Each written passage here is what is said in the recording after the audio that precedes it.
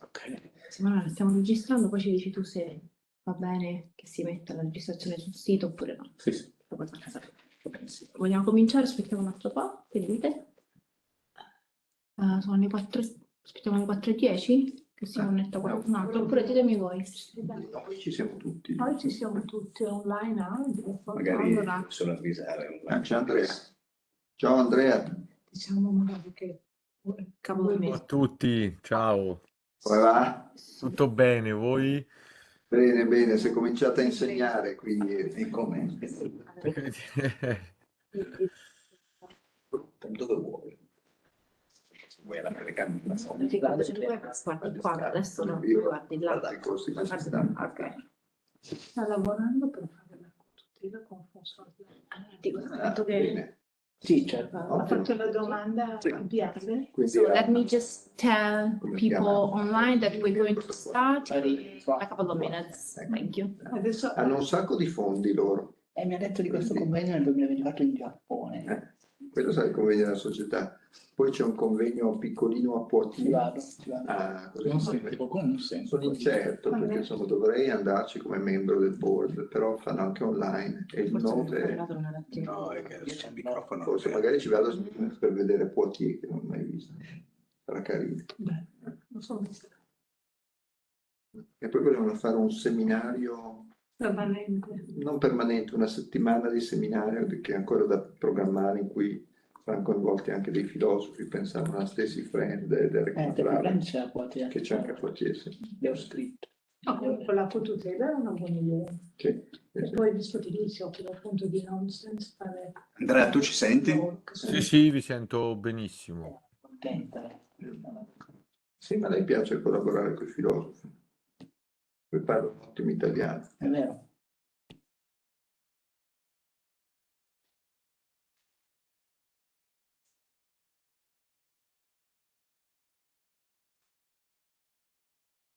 Okay, I think we can start. Okay, so it's my pleasure to introduce the speaker of today, Emanuele Arielli. Emanuele teaches aesthetics at the Università UAM in Venice. He has written on many topics, including the philosophy of Wittgenstein and artificial aesthetics from a very interdisciplinary perspective, which connects philosophy to the cognitive sciences. So Emanuele is going to talk about acting in agency in images and imagining agency. The floor is yours. Thank you. Thank you very much. First of all, I would like to thank you for having me over. In this talk, I will deal with topics that crosses my interest in new medias, digital medias, and also partially picture theory. So I will try to connect the dots between several aspects of my interdisciplinarity that's typical, particularly what I call aesthetic of interaction connected to image and picture theory. Also including a kind of phenomenological perspective. Part of this topic is also inspired by recent research by colleagues like Andrea Pinotti, for instance, researching on immersive environments, virtuality, but I won't focus on the question of immersivity or virtuality. But of course, it's strictly connected to this topic. And please note, I don't have conclusive ideas on these questions. I mostly hope to engage in a discussion with you, and I'm also very happy to have excellent colleague, particularly Alberto, who is the real expert on these topics. So if my ideas stand up at all at the discussion, maybe there is something worth to pursue further later. So to start right away with the theme of this talk, let me illustrate a real scenario that occurred to me. I teach at a design school, architectural school, so I mostly am in contact with students of architecture. And one day, I was observing two architectural students engaged side by side with their laptops in a study room in our faculty. One of them was finishing the design, as you can see, of a house with a so-called CAD, a computer-aided design program that can create a three-dimensional diagram of a building. As he was busy drawing this house, things on the top, I asked him what he was doing, and he replied, "I am drawing a house." And other things like I'm drawing the roof, I'm finishing drawing the windows. So here the act of drawing, of course, is not done by means of paper and pencil, but with digital tools in which we design gradually the object we are developing on the screen. And this object is, of course, rotatable, manipulable, and editable at will.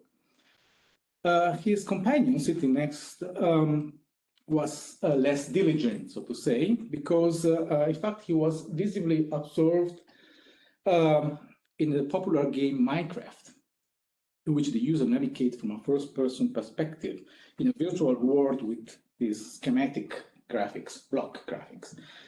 However, what the student was doing on his computer did not look very different from his partner's work. In fact, he was completing a house on a virtual plot of when I asked what he was doing, he replied, "I'm building a house, or I'm putting a chimney on the roof, or I'm installing the frame of a window," and so on. So note the difference in terminology. Although the two students are doing something very similar, the former uses the verb to draw and the latter to build. And the terminological distinction between drawing and building means here that in the first case, we produce an image, a picture, while in the second, we generate the object itself, not its image. However, the house that is built within the game is visible only as a projection on a screen. It is part of a depiction within a virtual world. It is an image. So the word building here seems to be used rather metaphorically, maybe. But I would like to stress how this different way to intuitively distinguish a CAD house drawing from building a house also rests on a phenomenological difference. It is not only a metaphorical use of language, and this is useful to investigate. And with phenomenological difference, I mean that this difference is also concerned the cognitive attitude of the subject while interacting with those images. So I will seek to explore the features in which, as I try to distinguish, you have different action, for instance, you can do within the world of Minecraft, which are real actions, so to say. I will try to distinguish between acting in an image as opposed with the act in which we operate on the image, so acting in and acting on. This difference seems to emerge particularly with types of images that did not seem to exist before, such as virtual environments, immersive video games, augmented reality technologies, and so on. And a distinctive feature of these types of images is the fact that subjectively, we tend not to deal with them as if they were images, but they are actually images, of course. Quoting a scholar researching on these topics from the perspective also of the aesthetics and the philosophy of video games, I read, on the one hand, in most games, the player perceives and interacts with a computer model environment of some kind. As such, games appear to be comparable to Lego set, architectural models, or theme parks, none of which we tend to think as a pictorial phenomena. On the other hand, the modeled environment of video games, unlike such phenomena, is only accessible to us as images projected on a screen. I think it's very interesting that he mentions Lego sets, architectural models, or theme parks, because I think this show us how this topic relates, as I will explain later, to the classical theory of Kendall Walton of using props in make-believe games, but this later. Another example again, consider the difference between real pinball machine and the more recent virtual pinball machine. On this picture, they are not really distinguishable, but the right one is the mechanical pinball machine, the left one is the digital one, which consists of a screen showing the surface of a pinball machine and reacts to our commands as if we were playing with a real pinball machine. And sometimes mechanical parts are integrated with the digital one. For example, the spring to be pulled is real, but the rest is virtual. So again, are we looking here at a depiction of a pinball machine? What are we looking at? So the issue investigated here has been highlighted by current interactive technologies, but I would like to point out how this particular relationship with images is a more general phenomenon and does not depend on specific devices or technologies. Indeed, we can imagine something along the same line in cases of images generated with paper and pencil. For example, if I draw a car circuit on a sheet of paper and I draw a line depicting the path of a hypothetical car, in this case, I'm producing a schematic representation of the vehicle's path. While I am drawing it, I might say I draw the curve of the car steering to the left, or I'm drawing the car braking, and so on. But imagine I am playing the so-called game of racetrack. You can look up on Wikipedia, what is it? In Italian, it's called Formula One, a paper and pencil game I used to play as I was in school, sitting in the deepest part of the classroom, that simulates a car race. The game is played on a square sheet of paper where every player tracks with a pencil the movement of his own car step by step. And the gesture of tracing is the expression of specific actions of the player, who, for example, steers to the right or goes straight ahead with the car, and so on. My take here is that the path line is no longer a depiction in this case. It's no longer a depiction of the car's track. One is not drawing such a track, but becomes the actual movement of the vehicle within a rudimentary simulation in which one maneuvers the cars in the game. The notion of simulation, of course, plays here a substantial role, also more on it later. All these examples, from pencil and paper to the digital ones, involve a kind of relation with images in which the subject's action is directly involved. The image is not just looked at, but becomes an object of interaction with the subject. As a side note, we can see that this is at odds with some well-known accounts concerning what images are. Some authors, in fact, make reference to the biological research concerning the two well-known visual neural paths, the so-called ventral stream, which is focused on object recognition, and the dorsal stream for visually guided motor interaction and motor control, which allows to perceive an object within an environment from an egocentric point of view. And dorsal ventral account of perception was also used by philosophers to define what images are. For instance, there was an account by Nanay on this. And following this model, quoting, for instance, a paper by Ferretti, it is denied that we can be in a dorsal perceptual state when perceiving a depicted object.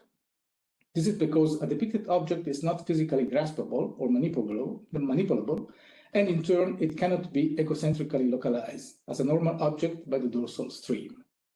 Thus, the impossibility of manipulating depicted objects and of localizing them from an egocentric frame of reference has led some people to be skeptical about the possibility of a representation of action properties in the perception of objects in pictures, which pertains to the dorsal visual system. So basically, in the perception of picture, only the ventral system is activated. Of course, my position differs, since it is well possible, as we saw, to have images involving motor control as in the example we saw. The dorsal ventral framework, moreover, cannot distinguish on this point also the two different ways of action with the image, namely the two cases of the student drawing the image of the house and the student playing with Minecraft. They both involve action and probably activate motor control, but in a different way.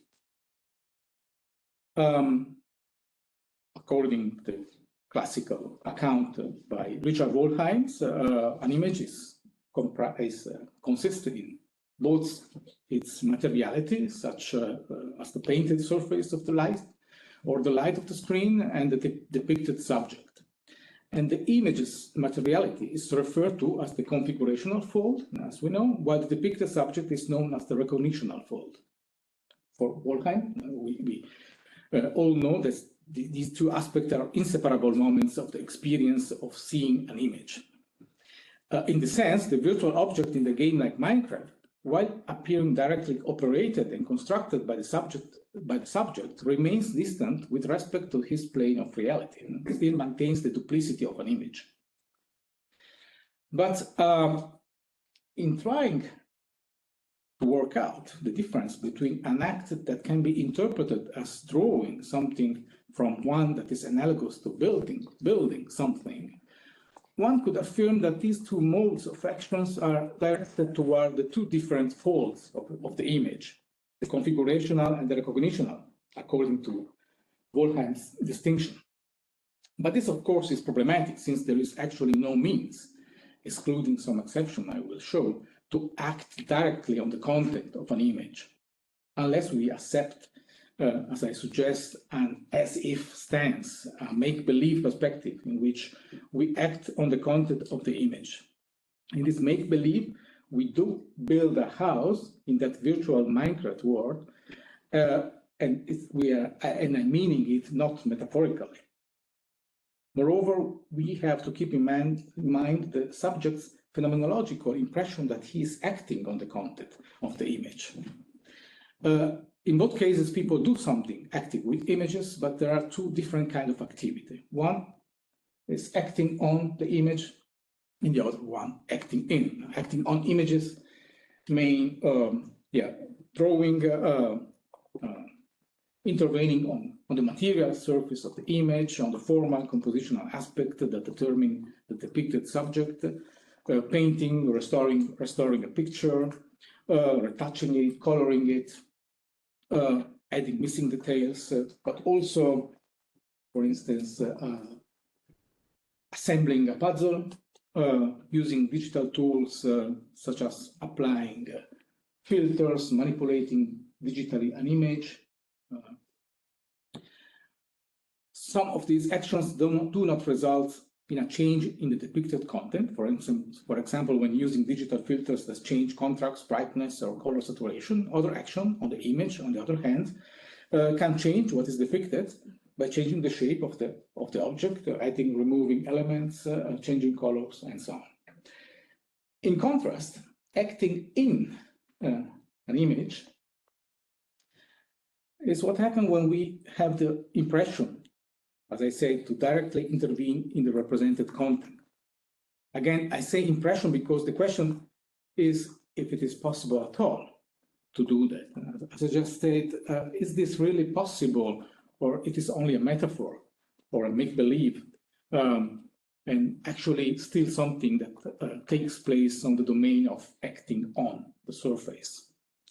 Perhaps the only trivial case one could come up in this acting in situation would be physically intervene in a scene that is captured by a camera and then reproduced by the camera on the screen. In this case, we directly manipulate the scene, and so we have an image where I act in the scene because I am also physically in the scene. This is a trivial example. I think it's clear to all. And someone could say maybe there is only real acting in the image, only this one. Well, a technologically more advanced but similar case is actually wearing VR visor Google connected to a camera that replicates our surroundings in front of us, which is used usually for application dealing with augmented reality. In this case, also by acting within the environment, the image projected on the visor becomes a virtual environment in which we can interact with it. So we can act in the image we see. But the examples of acting in images that we are interested in, however, are those produced by means of computer-generated digital images, where we use control tools to manipulate the simulated reality displayed on the screen, as in the example we saw earlier.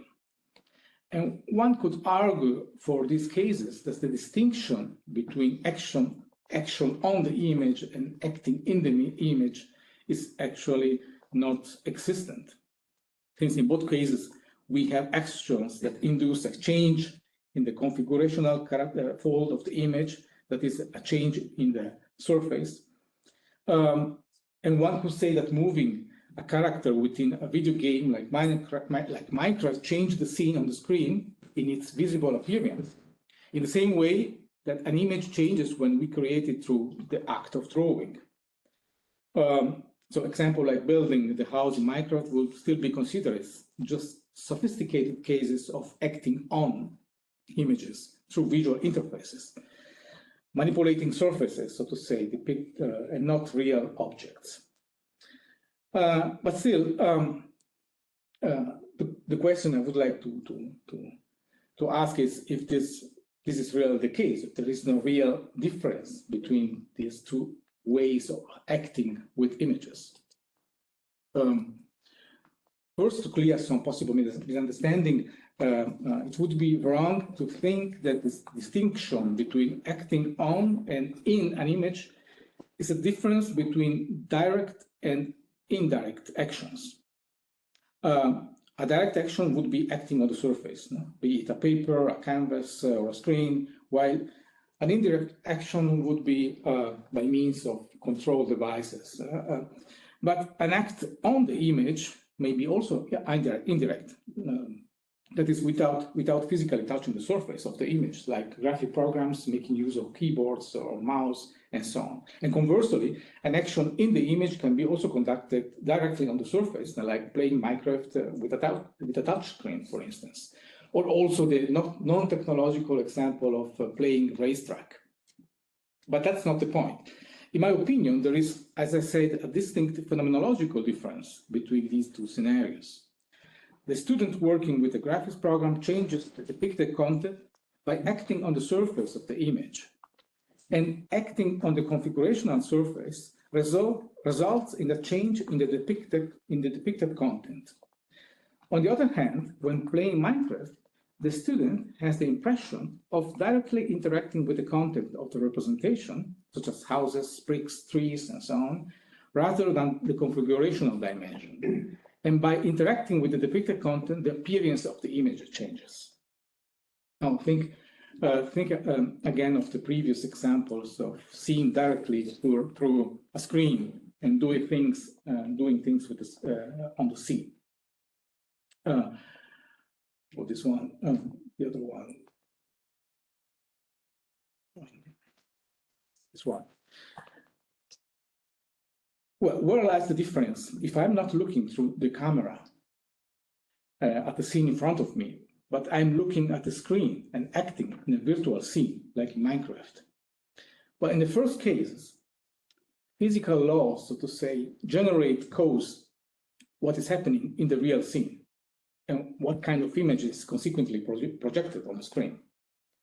In the second case, the virtual environment, Minecraft, for instance, there are rules, models, or laws of how things behave, which have been implemented in the program, that generate what is happening in the scene, what kind of image is projected on the screen. So the rules working on the scene and that I observe through the screen need not to be real. I could replace the real scene, like the cat petting, with a virtual environment in which I see objects on the screen that I can manipulate. I am acting in the image on the screen thanks to the possibility to control internal rules and behavioral models that change the configuration of the objects, and this change is fed back to the screen through an animation. These virtual rules, models, or law of how things behave are, as I will say in a moment, essentially what constitute simulations.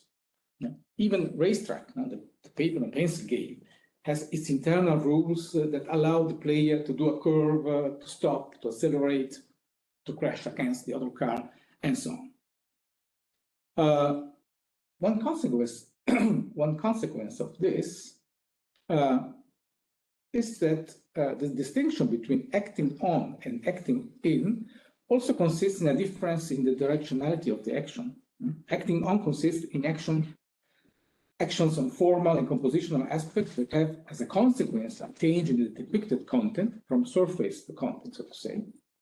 And acting in, also from this phenomenological perspective, of course, consists in the opposite, from the content, albeit virtual, to the surface. Actions in the domain of the represented content consequently induce as change in what appears on the surface of the image. So a schematic representation of what I'm trying to say is this.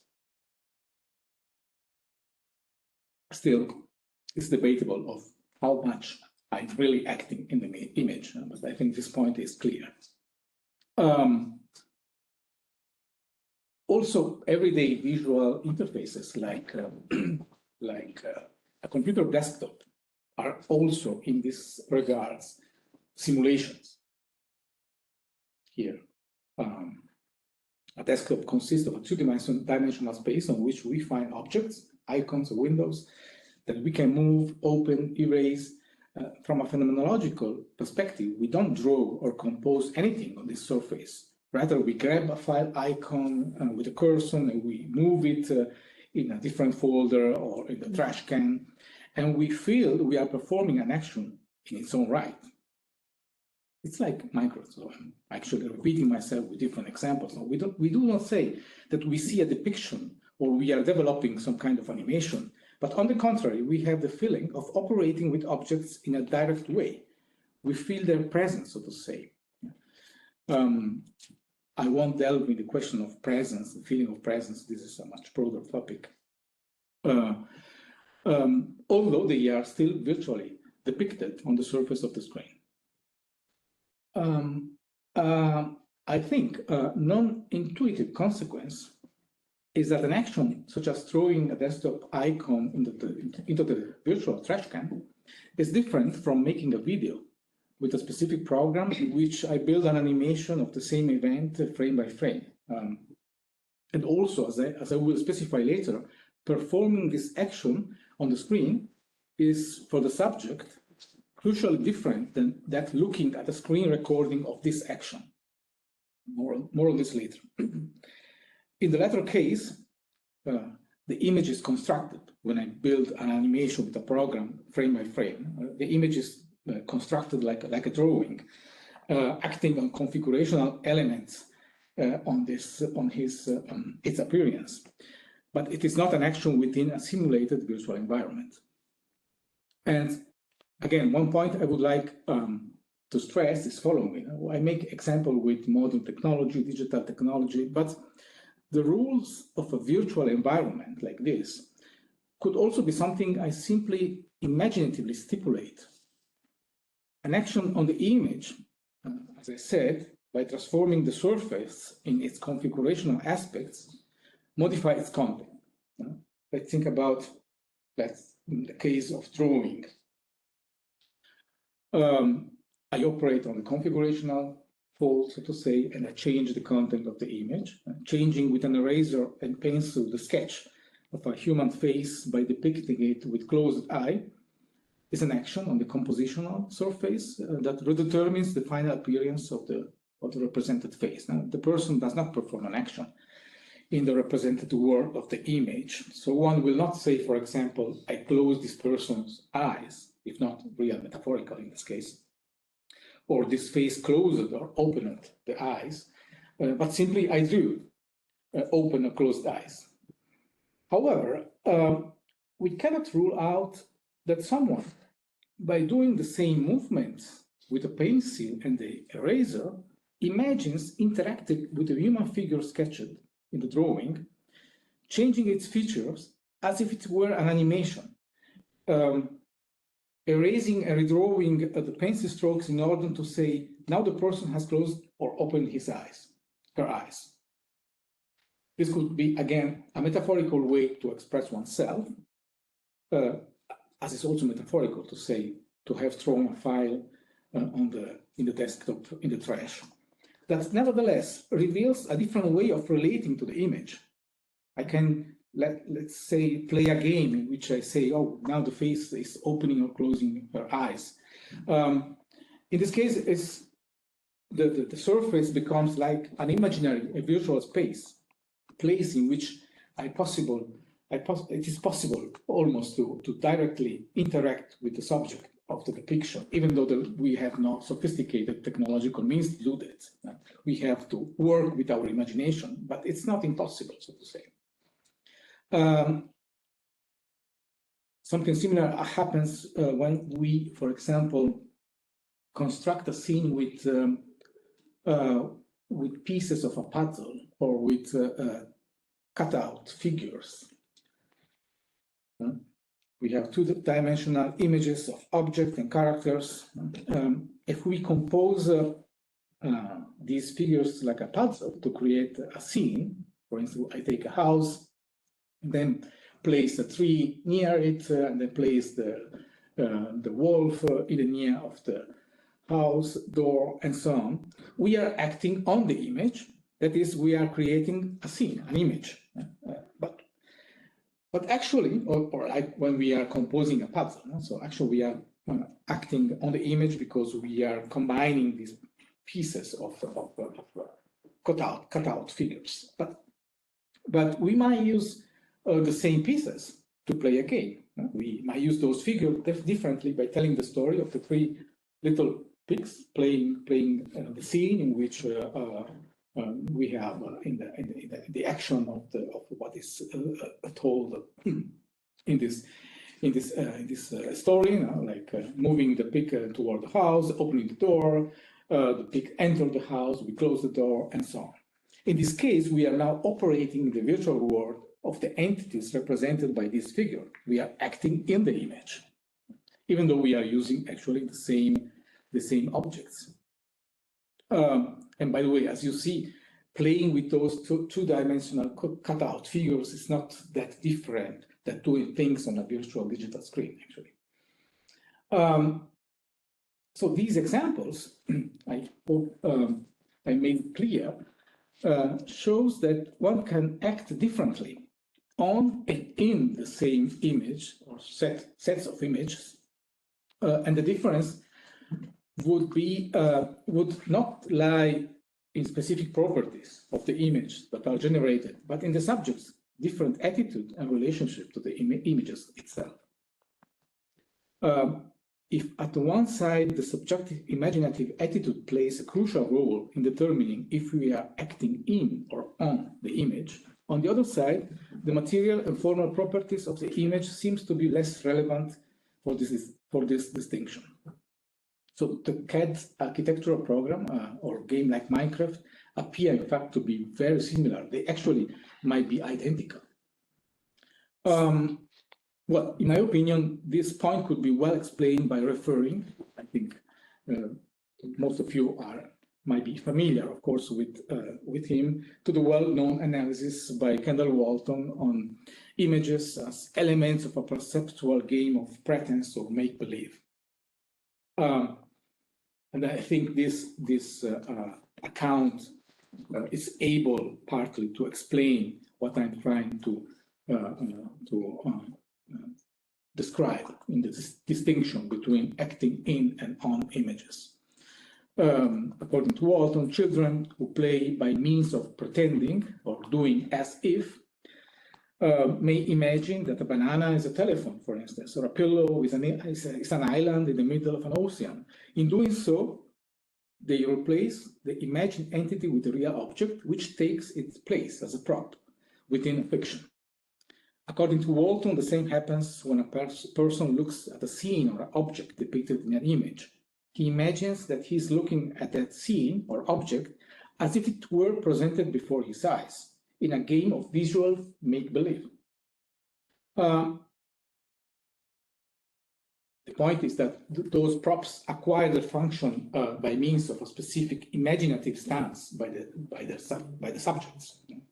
Now, the Walton focus is to show that also images are specific, namely visual games of make-believe actions. But here my interest goes in the other direction, namely showing how we can carry out not only specifically visual make-believe acts on images, but also other types of acts in them that usually are carried out with real props.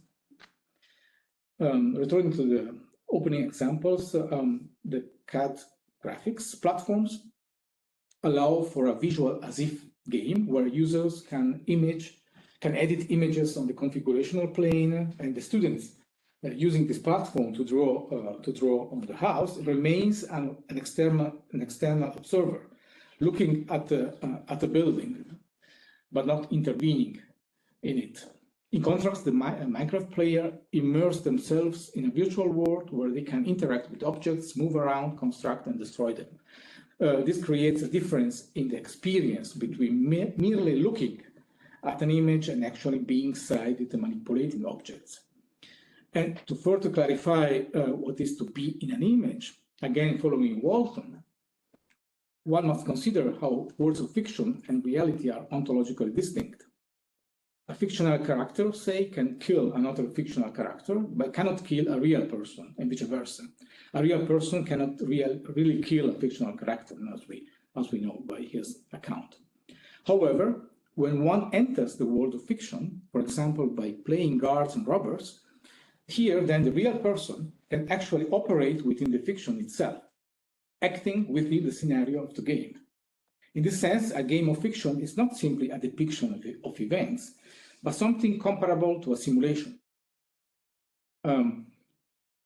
Here with simulation, so a simulation in the common sense, it's therefore not only a depiction of events or objects and their visual characteristics, but it's the creation of a model of reality with its own rules, operation, causal laws, allowing a subject to intervene under those specific world model and constraint in this simulation. For example, a flight simulator visually recreates a realistic environment of an aircraft cabin and a flight scene. And although the simulation works by means of images, the subject is not passively watching a scenario, but is actively called upon to act within it, responding to a plane's actual behavior and physical laws that are implemented in the system. For this reason, such simulations are capable of engaging a person's mental and attentional resources. That is, they are fictional tools capable of influencing and training, at the end, the actual abilities of the pilots. Another way to describe simulation or certain kind of simulation, I think, is to consider them as a system of fictional entities that in some respects overlap and take the place of the real one. Simulations, so to say, are a substitute of real phenomena that they model. A file, returning to the desktop example, represented by an icon, in the moment I throw it into a visual trash can, actually induce a real change, the actual deletion of the file on the computer. The simulation is here used to replace the actual action of erasing the data in the storage medium. Or an off switch that appears as a drawing on a phone screen, is a representation that simulates and replaces a real button. The switch is depicted, but at the same time allows to operate as a real command. the idea that simulative fictions perform substitutive functions can be traced back to the famous Ernst Gombrich essay Meditation on Herbivores from the 60s, or 50s, sorry, from which Walton drew also inspiration of his theories. Gombrich speaks of substitution referring to the use of an object such as a broomstick, when it is ridden during a play, as if it were a horse. The broomstick is not a representation, it's not a depiction, it's not a visual substitution of a horse, but it's a functional substitution by virtue of its rideability, so to say.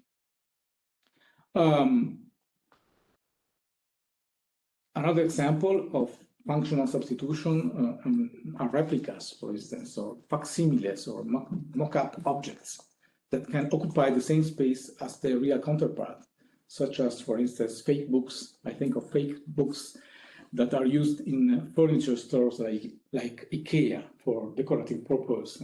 You see, they are inexpensive substitutes of real books in these stores, just to be displayed. They are actually empty boxes with a simple reproduction of the spines. And the difference is, while, for instance, a statue, a sculpture of a book is in a way a representation, a depiction of a book, mock-up book, an IKEA mock-up book is not a representation of a book. It's not really a depiction of a book, rather it's a prop used to furnish and decorate the showpiece in the furniture stores. The difference lies in the different functions. The status is displayed in order to be looked at. The mock-up book is used to fill the space. It's also used, of course, to be looked at, but it's mostly used to fill the space of a bookshelf and function as a placeholder for real books. So, turning back to our previous examples, a playable virtual pinball machine does not simply depict a real pinball mechanical machine, but it substitutes one.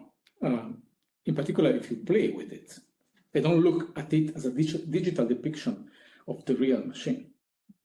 Operating a door in Minecraft is not just a depiction of this event, but substitute a real-life act of opening a door by means of a virtual simulation. Now, also according to Gombrich, the distinction between visual substitution and other kinds of functional substitution can be subtle. A broomstick does not visually depict a horse, but rather substitute it in the activity of riding. In this case, a broomstick is a kind of simulation of riding a broomstick is a simulation of riding a horse. However, if the broomstick were placed on a pedestal, let's say, and transformed into a semi-abstract sculptural object titled horse, it would become kind of a visual representation, however stylized of a horse. In this case, its function would change, becoming from an object used to be ridden to an object used to be looked at as a sculptural representation. And today, graphic entities on digital screens like this exemplify both visual and functional substitution. Symbols representing buttons, levers, and rulers not only depict, but also functionally take the place of the real-life counterparts. An on-off button on a cell phone, it has been said, depicts and replaces a real switch. So a file icon on a computer desktop can be dragged and moved into a trash can, and it's an act of deleting a file.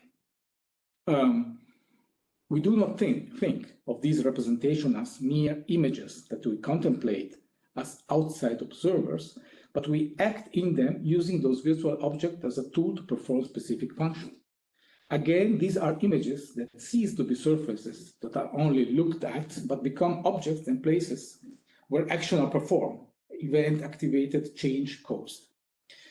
And as I mentioned at the outset, and I repeat because I think it's an important point, it should be pointed out that sophisticated technological devices like this are not necessary condition for creating virtual and simulated worlds. I mentioned at the beginning the paper and pencil pencil paper game of racetrack. But even, let's say, playfully drawing, not drawing, but playfully signing on a blackboard a line that bounces against the edges, avoid obstacles, chase or block another line drawn by someone else, a kind of playful game between lines, are actions that are not representational, but simulates behavior, very simplified physical events in a virtual line world, so to say, that are imaginatively created on the surface of this board. It's not drawing, actually, it's actually using a kind of simulated virtual world in which we observe and generate in the first person the behavior of those lines. For similar reasons, this is also a consequence of this also account by Walton. Most board games can be considered a simulation that function by means of images in which we can operate. In chess, for example, moving the pieces is a gesture in which one acts within the schematic image of the game illustrated by the board. A particular relationship between the pieces on the board represents the game situation by virtue of these rules. And at the same time, our action with the pieces constitute an act within the game. The pieces on the board are at the same time visual substitute for the abstract situation of the game and interfaces for operating transformation in the game. In contrast, a computer, unlike a human player, does not need to act visually in the chessboard, except to allow the human opponent to visualize the game, of course, and since it operates at the level of the abstract computation. So moving pieces on a chessboard is thus, in my opinion, analogous to act in the chessboard image during the game. From what I said so far, was an immediate consequence of these observations. We could at least determine two distinctive features of what is it to act in images. First, that acting in, the subject is imaginatively involved into the action in real time, contributing to this effect of temporal presence. And I will now explain what I mean with this. And secondly, actually a consequence of this, there is a difference between acting in an image and simply watching an animated action or a recording of the very same image that I'm not controlling. Well, first again is Walton, who pointed out that an essential feature of the imaginative activity of an as-if game is the fact that it's a first-person experience, something we imagine as it were from within. And quoting from the introduction of this classical book, I'm inclined to think that imagination is essentially self-referential. So when a child plays war and pretends to be a soldier, he himself is an element of the game. He defines this imagining from within as, I quote, a form of imagining the self typically described as imagining doing something and having a certain experience or being a certain way. This is, of course, true also the simple visual contemplation of an image. When a person looks at a painting depicting, for example, sailing ships, he himself feels part of a game in which he is an observer of the fictional scene and is looking at a group of sailing ships. But in case where the subject is not just an observer of a depicted scene, but acts in the scene, the subject participation and immersion takes on even more significance and intensity. This means that moving a file on the desktop into the bin in the first person has a different quality than seeing an animation or a recording in which the file on the desktop moves in the bin. If I record this action I do on the desktop and I watch it later, this is a different experience. I mean, at least what I'm trying to defend. The difference here is between acting by determining an event and watching an animation that documents that event. Also, neuroscientific evidence, as the one we mentioned also in the beginning, points to a difference in the phenomenal experience between acting and seeing. The neural mechanisms of visual perception, that is the distinction between ventral stream and dorsal stream, the neural mechanisms in which I passively look at a scene are different from the mechanisms that are underlying the control of actions. So the more, basically the so-called dorsal stream. In other words, passively looking at a scene as it unfolds calls into play different processes and mechanisms than looking at it while performing actions in that scene.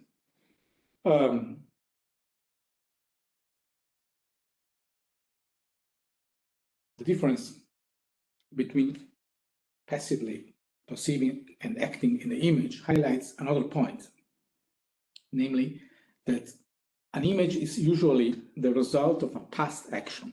It is the final trace of a generative process in which someone painted, drew, or took a photograph.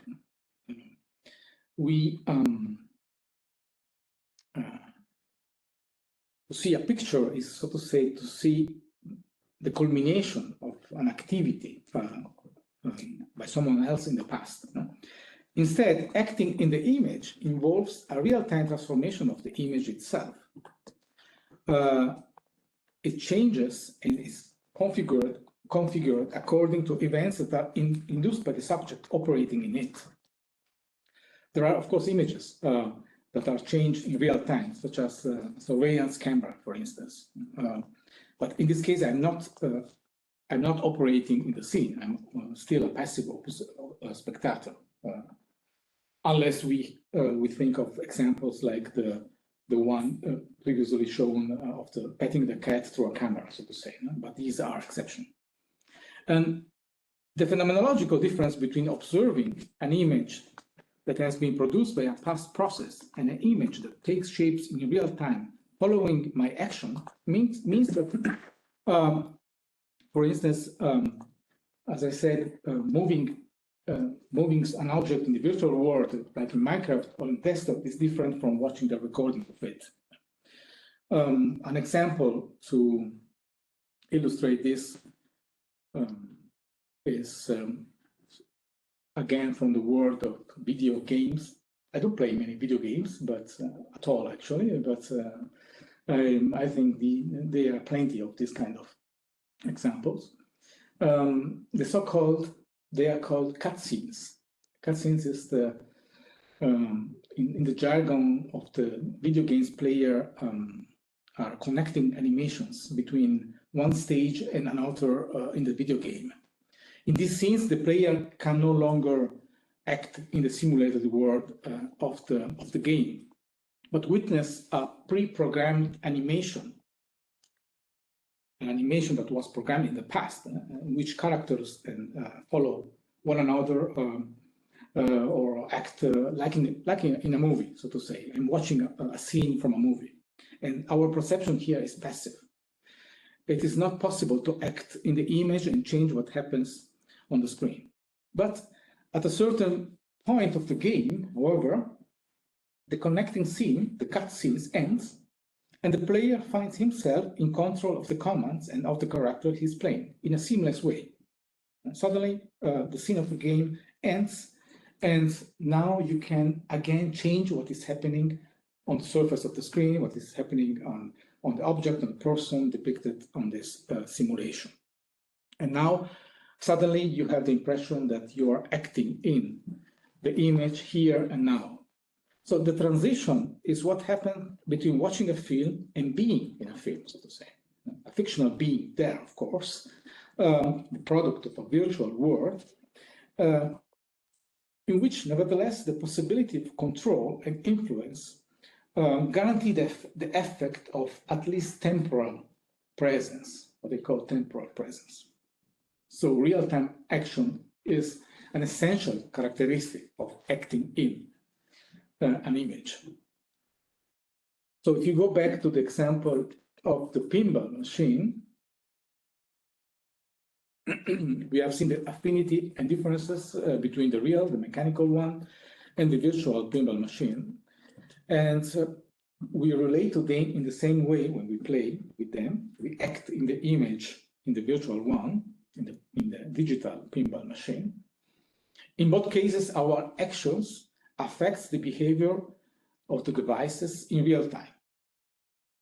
On the other side, of course, the virtual pinball machine is also similar to an image or an animation, a recording of the activity of this machine. Let's say I have a visual recording of the same performed actions while I was playing with these machines. So the difference is that the animated image is only a depiction of the pinball machine in action, not something we act within against. Again, the difference is between real-time action and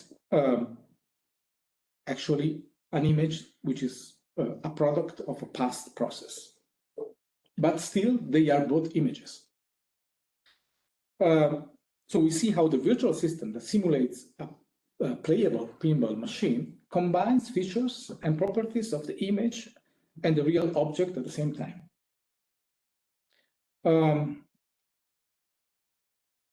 We can summarize some of the points I try to make here concerning the properties and the qualities of what it means to act in an image. But also let me develop some final consideration while moving toward the end. It is clear that I think for many of you that are familiar with these topics, it is clear that acting in the image are determined, particularly this last point concerning real-time action, by the close link between action and perception. A perception in which the subject has a control over the elements of the scene itself, and not only over the configurational surface, is different from a perception in which such control is absent, no matter whether we are talking about a real or simulated environment. In this case, the crucial point is this relationship between perception and action. In this regard, we maybe, and many of us know how so-called ecological approaches to perception and developments in so-called enactivist theories can help us understand the pragmatic dimension in which the possibilities of action, control, and influence over the environment are determinant for how that environment is perceived by the subject. Indeed, this theoretical perspective highlights how perception is not a process of passive registration of sensory information, but the product of a construction of perceived reality by means of active, explorative, interactive behavior of an organism that pragmatically seeks to make sense of his environment, of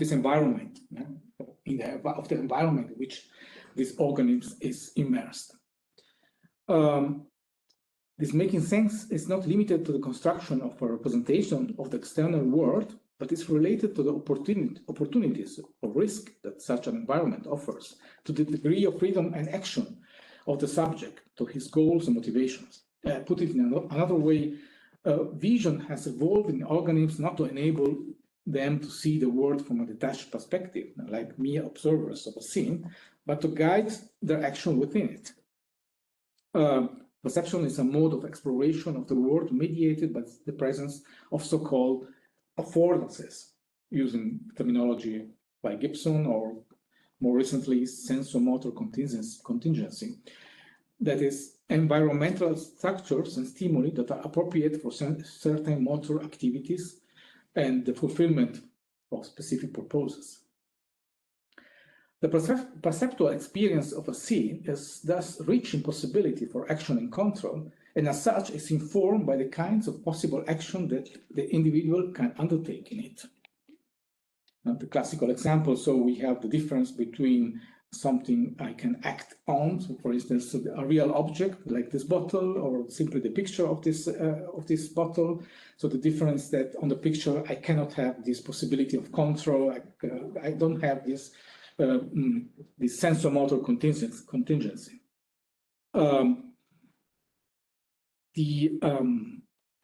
When I look at an image, I cannot interact with it from this perspective. If the difference between an image and a real scene lies in the different sensomotor contingencies available to us, then the creation of a visual environment in which such action potential are activated through virtual technological technological creation of models of worlds in which I can immerse myself, means creating action possibility in which the image takes on the qualities and the possibility of a real scene. I don't want to wait in about all the discussion about continuity between perception of images or perception of objects. That's not the point. But the question is, the point is, in this example of technological devices, basically what we have is the recreation of these motor contingencies on a virtual level, on the level of images. But also, since I also stressed the fact that this possibility to act in images is not only a characteristic of modern technologies, but also we can also think of very simple basic situation with paper and pencil. Actually, this recreation of contingency, of motor contingencies, could also be something we can imaginatively create. It's also the product of a specific phenomenological and subjective attitude of the subject toward an image. So technological developments expand the possibility of action within images through sophisticated simulation, by which the image is enriched with possibilities of action, usually belonging to the interaction with real objects and scenes. But as I noted above, and I cannot stress this too much, such developments are not exclusive results of technological innovation or the use of sophisticated devices. One acts in the image whenever an individual transforms it into a space in which he actively operates with the elements present in it, whether pieces of a board game, lines on a sheet of paper, or two-dimensional cutouts, figures, and so on. In this case, make-believe allows one to imagine simulated scenarios in which objects in the environment take place of other objects, activating potentiality of control, interaction by which the subjects become an active agent. And it is no coincidence, but of course I have to finish here, that many games are characterized by an exercise of imagination that some have described as performant perception, or have been interpreted as exercise in aesthetic agency. I think of a very recent book by Nguyen on the aesthetics of video games. The nature of images in which we act in is just an aspect of a vast domain of aesthetic implication of all systems that engage our agency and stimulate our propensity to act in this environment. No matter if, I think the difference between simple paper and pencil games and virtual games or sophisticated games is the amount of imaginative effort we have to put in. In a pencil paper game, I have more to imagine from my subjective perspective, what I'm seeing and what I'm doing in this imagined virtual world, while sophisticated virtual video games, so to say, take away this imaginative effort from the subject and offer it to you in a more realistic way. In this sense, also the usual criticism that these games are dumbing down children is also, in this sense, the fact that the games makes all the imaginative work we usually do with old style games, to say. But anyway, these are, I think, also interesting cases in which there is also this aesthetic implication of what it means to act in image. And the aesthetic implication is that we are also aesthetically engaged by interaction, by having our propensity to act in an environment stimulated, so to say. Yeah, and that's it. Thank you very much, Mama. Okay, so let's see whether there are questions. Let's start from people online. And what you can do is just to write question in the chat, and then I'll keep the order of the questions. It seems that there are no questions online yet. Or maybe yes. I don't read. I think he was clapping. It was clapping, yeah. So let's see from the audience in presence.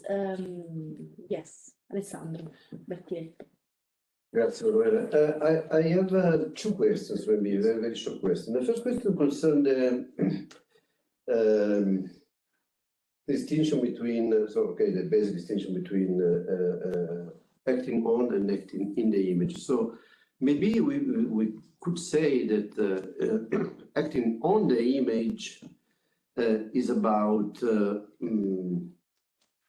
generating the depiction or operating in a surface in such a way to make a depiction or to transform the way a depiction, the way a surface is a depiction. Okay. Yes. While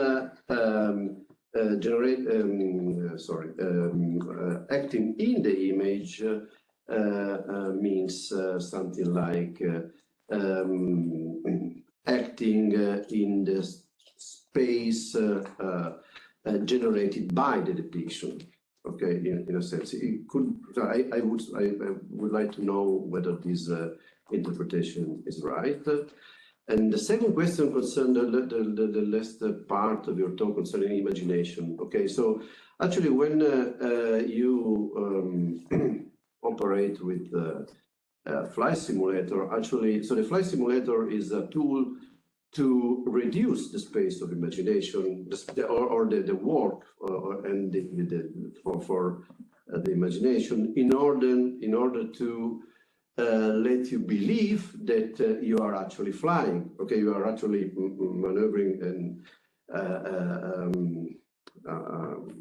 airplane, and so in a sense, you could say that this effect or the point of the simulator is to make the space of imagination very similar to the space of imagination, or the space or the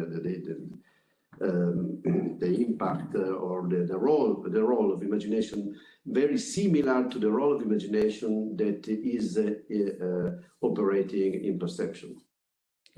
So when you are flying, your imagination is also working, because you're driving an airplane and you have to imagine some conditions, some possible situations, okay, that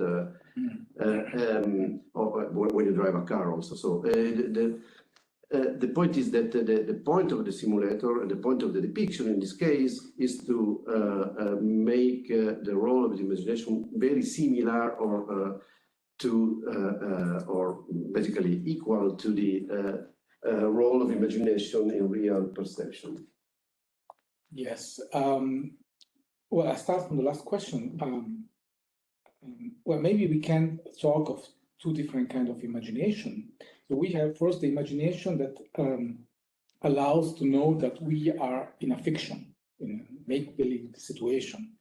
And the flight simulator, or all these realistic immersive games, probably try to reduce this imaginative effort in which we are aware that we are in a fiction, to make, in order to make the situation very realistic.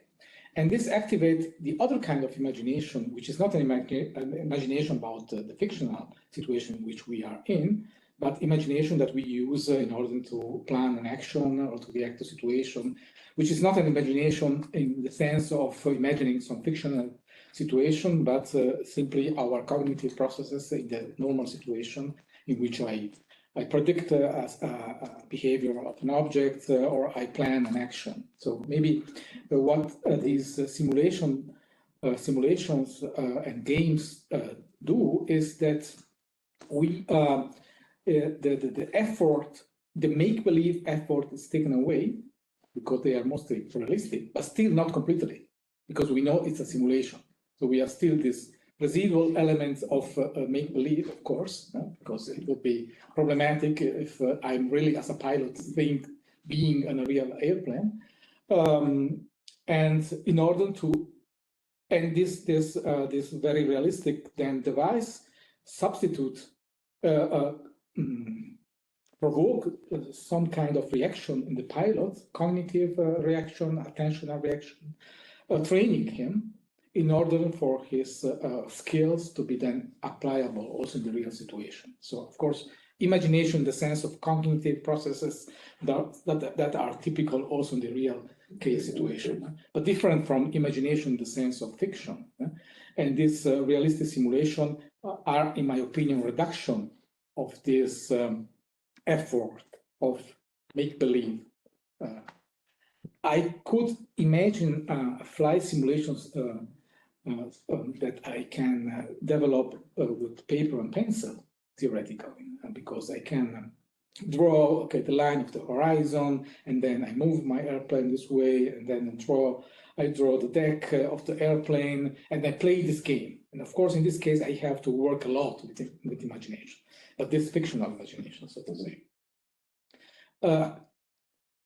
To your first question, yes, we can say, okay, acting on an image means draw or construct an image, and acting in is actually acting in that image that was created on one side.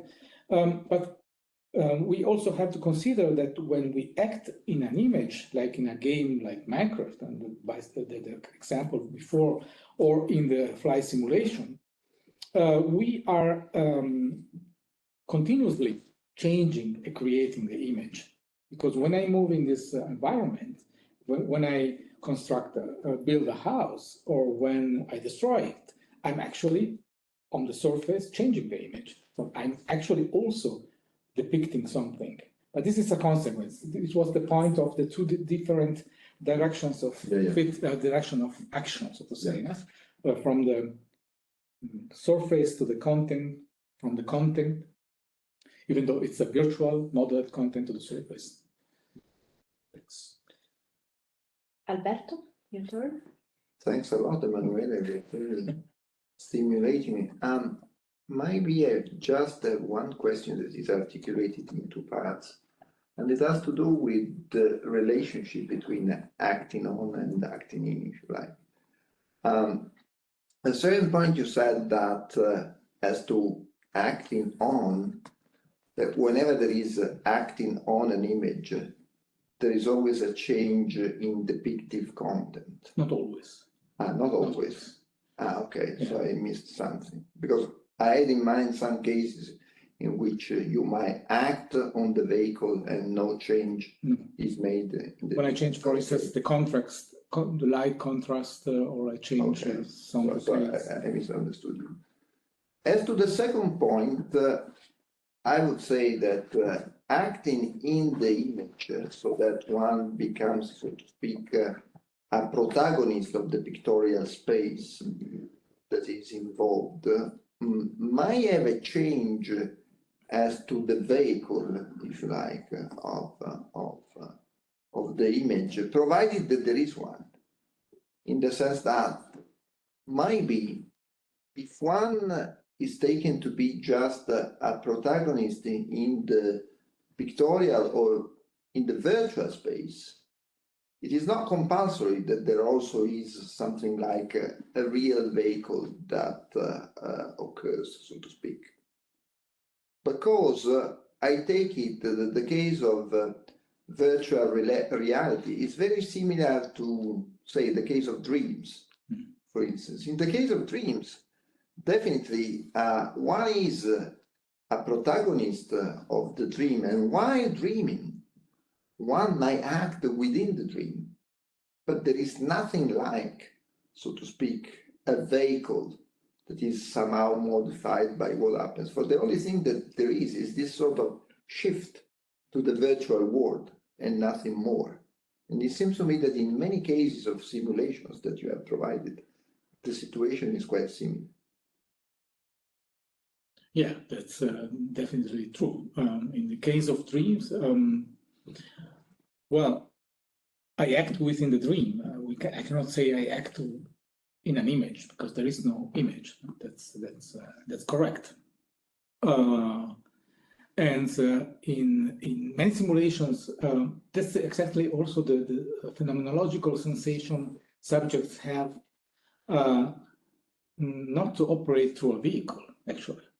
So I don't think about the vehicle when I'm operating on desktop or in those games. And it could also be simply a work of my imagination. But that's the point I'm not completely sure about, because the risk is to assume some kind of purely subjective perspective on these issues, where actually it's everything an act of imagination. And basically, the vehicle is not important at all. It's just a prop. Also, and I think it's also the problematic aspect in some of the accounts in Walton's theory, which yes, of course, it's a picture theories, but basically, pictures are not essential in this. It's more like a kind of theory of imagination, of imagining or dreaming. That's true. Yes. Yeah. Fabrizio.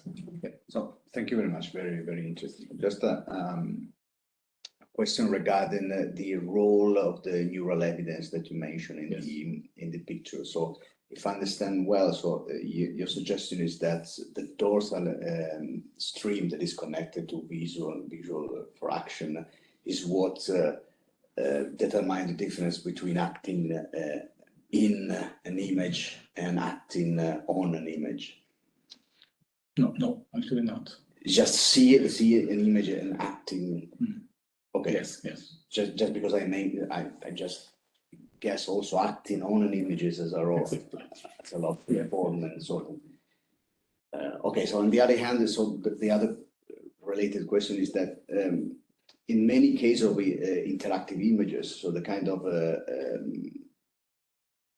movement then we imagine or we done actually on the depicted objects is very different what if we really have to do with the objects, or in the case that you mentioned with just I move the mouse, and it's really different than having to do with the real objects, unless you are in a very perfect virtual environment. So I must expect that the kind of activation in the dorsal stream is very different from what you expect in dealing with the actual objects. So, is there is it a problem in your view or not? So the first question is just if you see a difference in Acting on. Acting on and acting in, and the second one is the real objects versus. Yeah. Well, I'm just developing a empirically informed philosophical theory. I'm not a neuroscientist, of course, so I'm just mentioning the literature I know so far. And there are differences in intensity of dorsal stream activations, at least in what I read about this research. Of course, in the intensity of how realistic of immersive is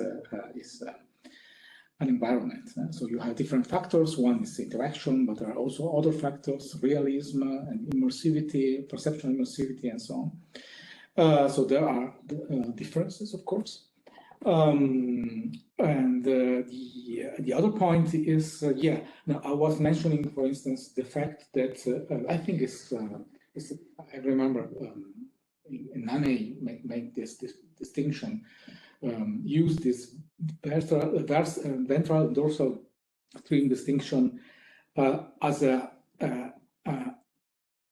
criterion to distinguish images from what are not images. Where images do not activate the ventral system because I don't have this kind of motor contingencies. I cannot act on the object that is depicted. But there are, of course, objections to it. Also, the paper by Ferretti I mentioned makes these objections because actually also static pictures can some way partially activate these motor reactions. On the other side, this distinction, ventral and dorsal stream, does not explain the difference between acting on and acting in, because in both cases, I'm acting on something.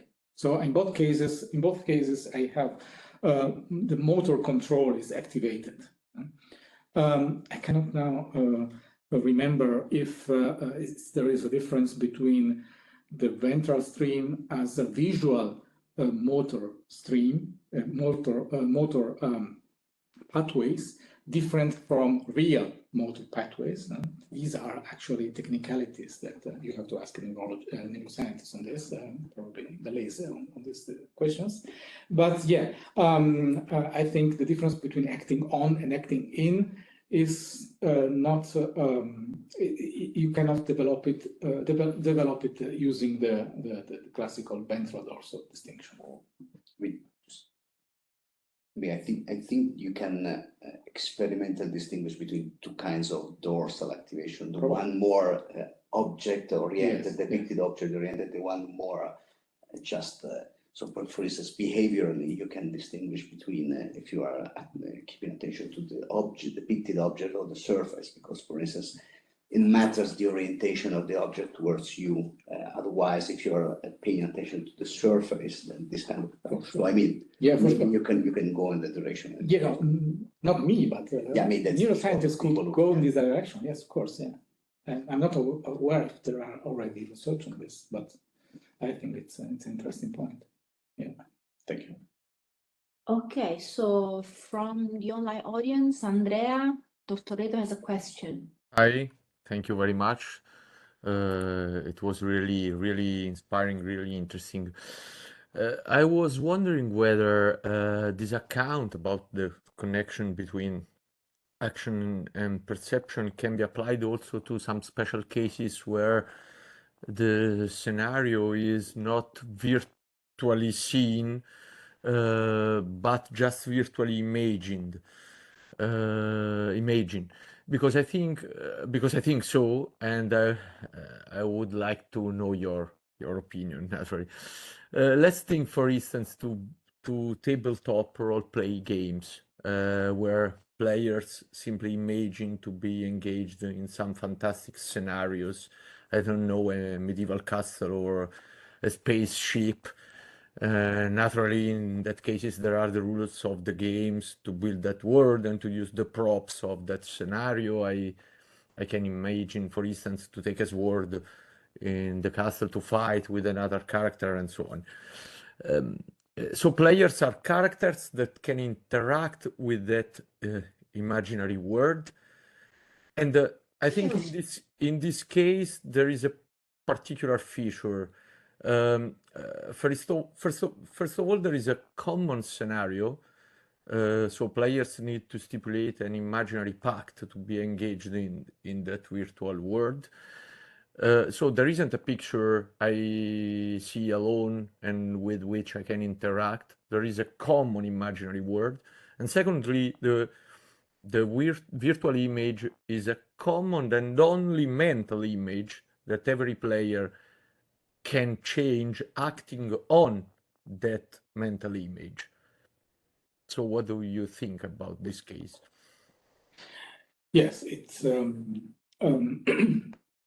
first, this point refers back also to what Alberto said before. Yeah. And actually think about imaginary action or activities independently from the vehicle, from in this case from images. So actually, I try to focus on what happens when we have images, so real material images on which and in which we act in. But for sure, every kind of theory of imagination I suppose, are theories in which we don't need images, we don't need material supports for our imaginary activities. And you touch also an important point, which is common knowledge and also coordination of imaginary situation, which is actually what happens when we have shared rules, norms. Every rules and norms are abstract. Maybe they are codified in some phrase, in some text, but actually they don't need support like images. But when we use rules in a common game, we are imagining these rules. They could be abstract, and they don't really need images. In this case, it would be outside the topic I touched in my talk, but of course it means that this talk does not exhaust the question of what is imagination, what kind of imaginary activities there are. Thank you very much. But there is also a question someone wrote in the chat. Let's first ask, what's your name, please? Martino. Martino. Yes. Martino has a question, please. Okay, thank you for your talk. Now, I have a big problem when dealing with this question about the role of the medium, the role of the device. So, putting aside games where make-believe, of course, is relevant and all the things that you said, I think that the medium, the device is very relevant when dealing with this subject, and also shows that the border between acting on and acting in is very thin. So I'm thinking about, let's say I am a designer and I want to create a dress. So there is two ways to create a dress. Either I can use AutoCAD and draw a dress in 3D, or I can use some VR programs, like I was looking for it, is Tilt Brush by Google, where I have a virtual reality environment and I have a virtual mannequin, and I'm there like painting over the mannequin, actually creating the dress. But I can do I can do either one or the other at the same time. So I can move from acting in and acting on. So this is one example. Second example about the importance of the medium is the performance of the medium. So let's say I am playing Minecraft, and you say that it is important that when I'm acting in the image, I'm doing it in real time, so in the hic et nunc. But if my computer is not performant enough, I do an action. So let's say I build a house, but there are 2-second lags. So it seems to me I'm doing an action and then I'm just watching the result of my action sometimes later. Third example, games that uses both acting on and acting in. Like in my smartphone, there is the accelerometer. So I may have games where I move my character, and then sometimes I have to tilt my phone and to act on the game. So there are so many examples that show that actually the medium is very relevant, and I wonder whether all in all it's not just a matter of perception. Second question. This is a real question. Like I was thinking about cinema and the difference between 2D and 3D cinema, because when I'm looking at a movie in the 2D, there is just an image projected, and the image is there even without me. So I can say that I'm not acting on an image, I'm just looking at an image. So the image is there and my brain is just capturing the ray of light and then tilting it and whatever happens. But in 3D cinema, in the polarized version of the 3D cinema, the image there is not a 3D image, it's just two images, one over the others. And it seems to me that my action, whether in or on, I don't know, you may answer, it's not an act of volition. So I'm just I'm acting on the image, and I'm composing the two images to create the 3D version. But the 3D version of this image is not there without me. So I don't know. And last point, very briefly, but you may not answer to this, is what about acting on and acting in a text? So I'm thinking about reading. Yes. And on the other side, hypertext or electronic literature, where I have to actually navigate the text or zoom in to discover new part of the text and so on. So this is another point, but it's very marginal, I say. Yeah.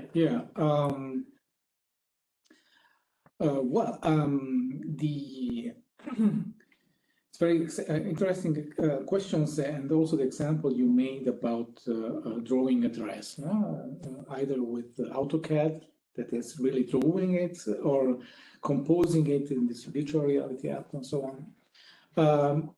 But think about also the difference between drawing the house like an architecture with CAD and operating in the Minecraft world, in which I paint the facade of the house in a specific color, so to say. In the second example, I might have the impression, well, I'm acting on something, I'm drawing something, I'm using color on an object, but still I am inside this this virtual environment. So also when I draw a dress on an AutoCAD system, I'm actually, in my opinion, there is still a slight switch between how I am observing this object. I am observing from the perspective of someone who is working just with shapes and colors and trying to make a plan, which is maybe a 2D plan of a three-dimensional objects like a clothing, like a dress. Usually, you have to cut the textile on a surface in order for the dress to be then sewn together, and or I am somehow like operating with the elements of this dress as if I were using like real objects, real textures, and so on. It's true. I think you're right in saying that sometimes the distinction is not that clear. I was more interested first to try to make a conceptual distinction between acting on and acting in, but I cannot exclude that there are situations in which actually the difference is blurred in these cases. I agree with that, and also very interesting the case of lagging. So actually not real-time actions activity, but exactly the lagging is something which is disturbing my impression of being in the situation. They have exactly this impression, well, actually, these are pictures and they are not working as I'm expecting them to work. And yeah, as I say, I think that the question is also, yeah, you said it's a matter of personal attitude. That's exactly what I mean. Maybe also aesthetic habits, how I am acquainted with the way the picture, the image is shown. When also in the example of this famous Dove advertisement about this woman who is touched, his appearance is touched on the Photoshop. Actually, I could both think, well, I am acting simply on the image of this face, the photograph of this woman, or actually I'm some kind of playing with her, with the part of her face. It's a very subtle distinction, but it's not very clear if I think deeper about it. If I'm actually acting on the surface, or if I'm sort of playing in the image and playing with a part of this portrait. So, as you said, it's a matter of personal attitude. I would say it's a question also of imaginative attitude. I would think.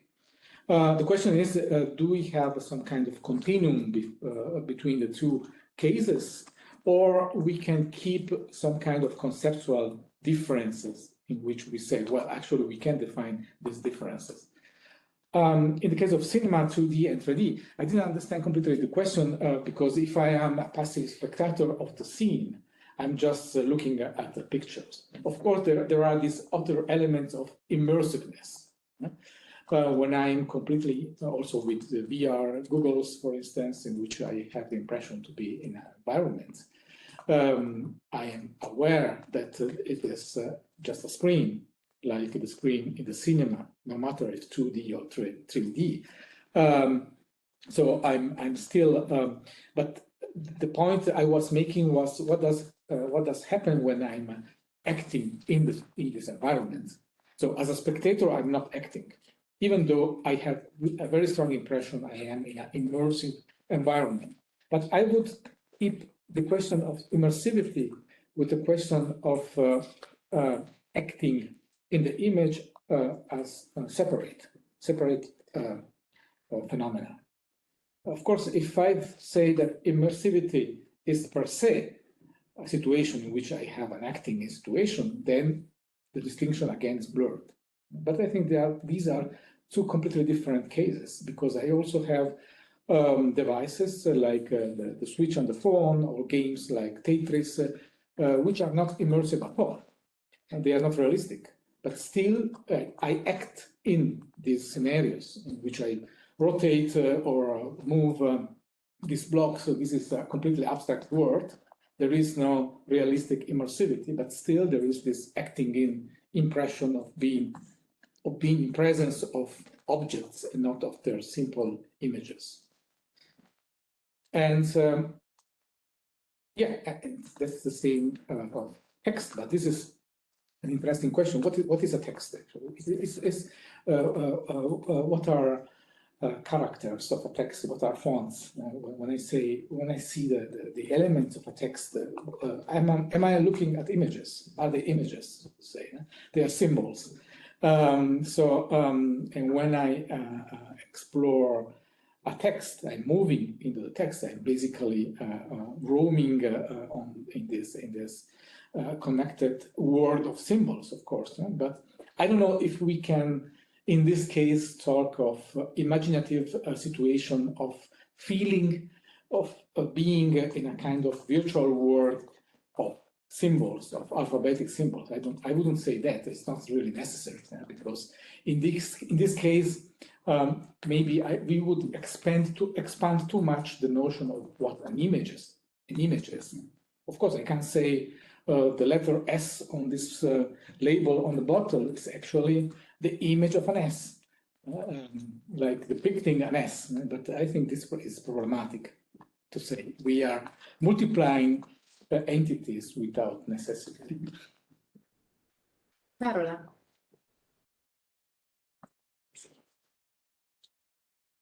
I have a sort of follow-up to Alessandro's question, and it concerns the distinction you made between imagining the sort of fiction or fictional world and imagining when it has to do with reality. That is, the example you made was imagining your plans or imagining.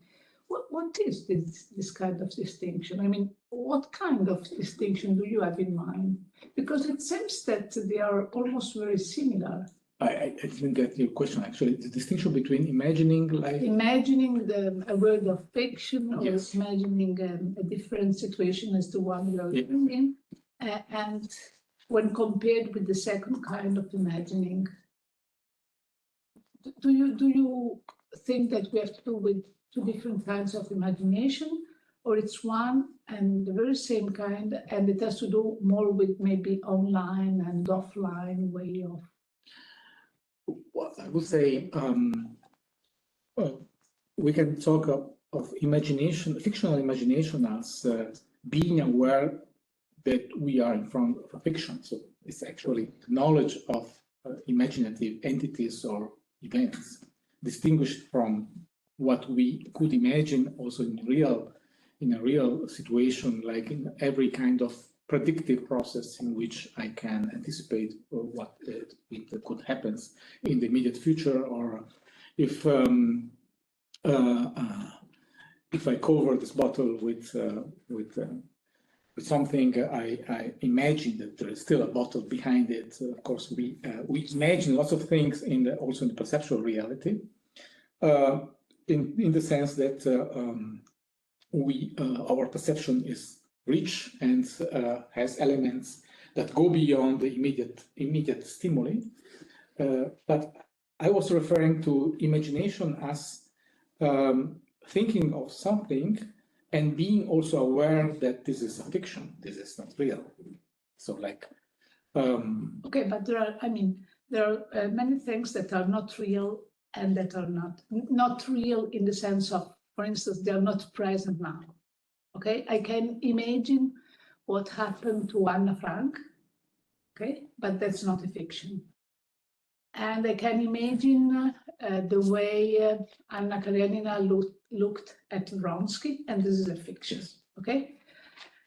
They don't seem to be very different kinds of imagining. No, they aren't. They aren't. But it's difference in what I take to be a real event that happened in the past, for instance. So I think the cognitive processes involved are very similar, of course. So I have imagination, like memory itself. It's a kind of imagination because I'm imagining what I saw this morning, for instance. It's something I'm generating, recalling from my memory.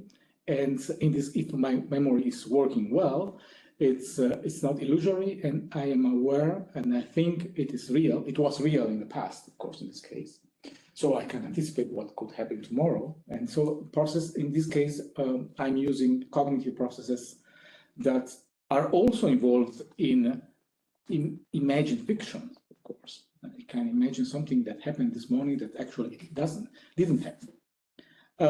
I would say the difference in this case is that I am able to distinguish if I am thinking about recalling visually, for instance, an event this morning that I remember that happened, or I am thinking about generating some kind of visual imagery that I know being fictional. I think it's not the process in itself, but the attribution of how real it is. If I'm dreaming something, or I'm making up something, and I will say this way: it's not the process, not completely different processes, but the possibility to know this is some kind of remembering, this is some fiction I'm making up, or this is a scenario I read in a book, or this is a prediction I'm making that tomorrow could happen, and so on. Okay, but for instance, in the case of memory, yes, when you connect, this is the very last part, when you connect the different elements yes, you're trying to remember, of course, I mean, you're not sure that that's the right way of connecting them, for instance. So in a certain way, you are just constructing a possible way of narrating, of telling how things went. yes, But maybe that's not the right one. I mean, memory is creative. yes, Okay?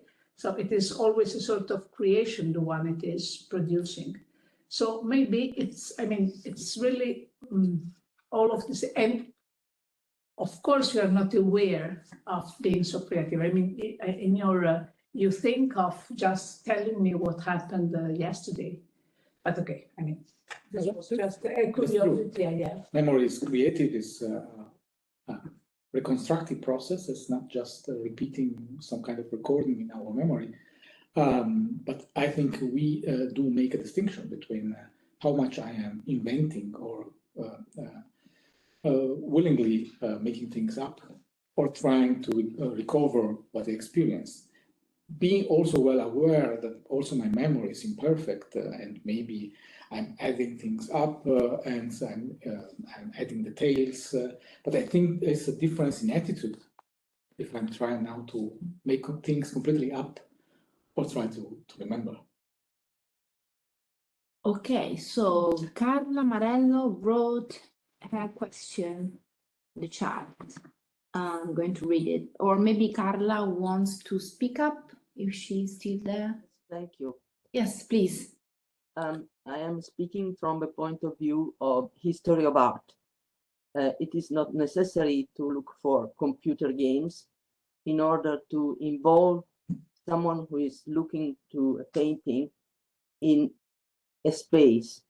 I'm thinking above all of a picture in which a detail goes out of a frame of a landscape and enters, so to say, in the space of a person looking at, calling him or her to act in some way, if he wants, with imagination, of course. Think of a small angel falling down from a balustra or similar things in domes painted in past century. Is it a form from the painter of acting people inside his picture? Thank you for the questions. I would like to show some extra materials I had in my presentation. I didn't intend to use because of time reasons. And this one. We have just to share. No, Yes, please.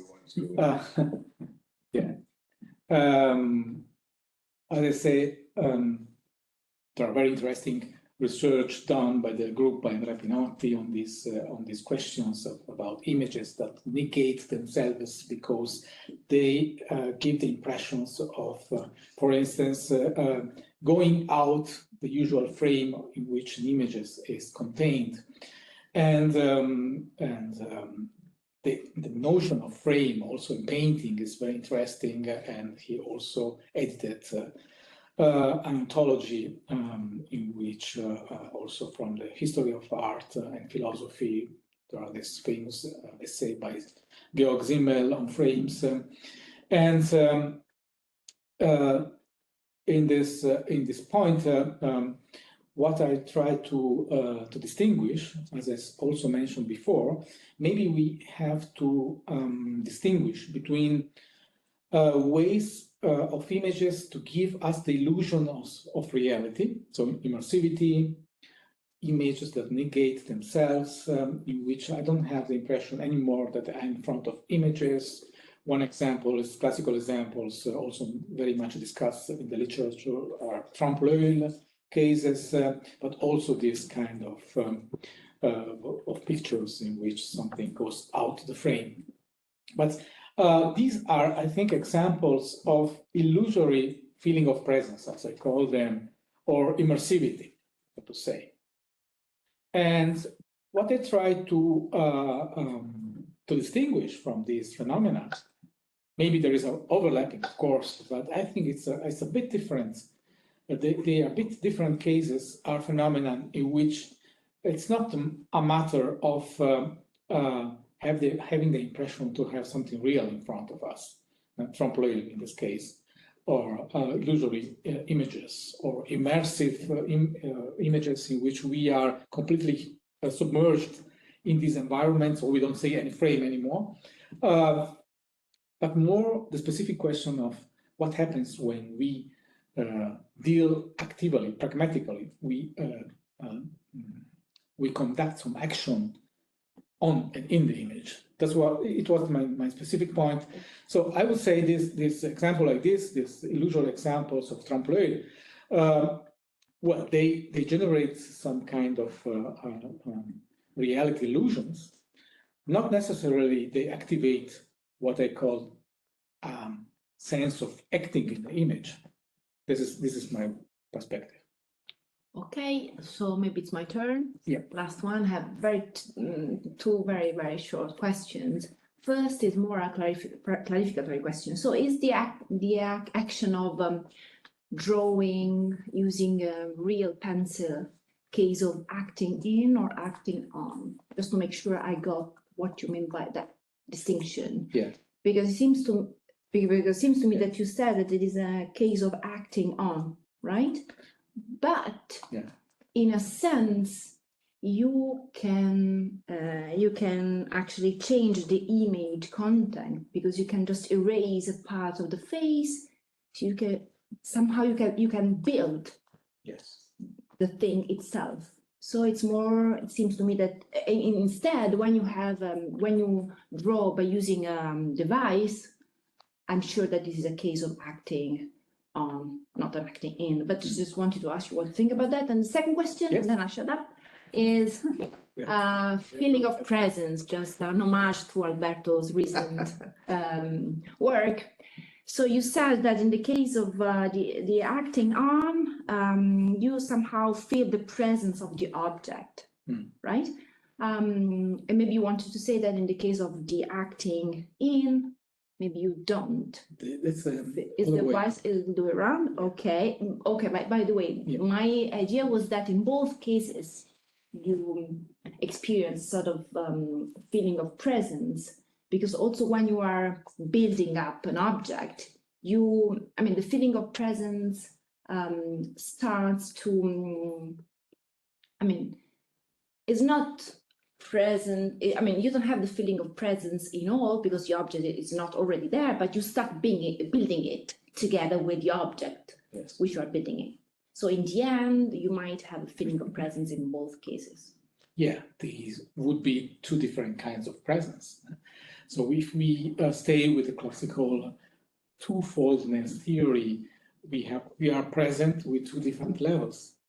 When I'm simply drawing, so I'm operating with the surface, with colors, with texture of my pencil, and with the paint and so on.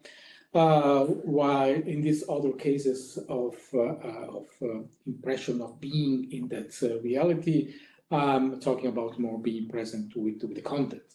So of course, there are two different kinds of presence, and the point was you activate a sense of presence, particularly because you activate this sensomotorical contingency or affordances in which you have the impression to operate on the image, in the images, sorry, and on the objects in this case. But yes, of course, there are different kind of presence, and maybe we need to make more precise terminological distinction, like immersiveness, presence, absorption, for instance. I could be absorbed in some kind of activity, and so on and so on. And concerning the first question, well, I would say drawing with a pencil is a case of usually we would think about it as acting on an image, because I'm drawing the image. I'm not acting with the objects that the image represents. I was I made that example with the portrait when I close or open the eyes in order to show how it is possible, in principle, also in this case, to use these material devices like a pencil and this medium and this vehicle like paper, also to play the play of acting in the realm of the objects I am drawing. I noticed this also in children, for instance. They maybe they don't have cut-out figures, so they don't have toys, but they still could also play on the paper with figures, with characters, with objects, and something happens in the scenario and so on. Of course, they are drawing it, but they are more concentrated on the level of the content. They are immersed in this imaginary virtual reality, so to say, without technological virtual reality. But usually we think about drawing with pencil and with brushes as typical example of tools we use when we construct the image and we act on the image, I would say. Okay. But the crucial point, which is also connected to what Alberto said, is, well, it's a matter of imaginary stance, because I can differently act on or in the image according to what I'm focused on, probably. Right. Okay, thank you so much. Then we can thank Emanuele Arielli for his talk.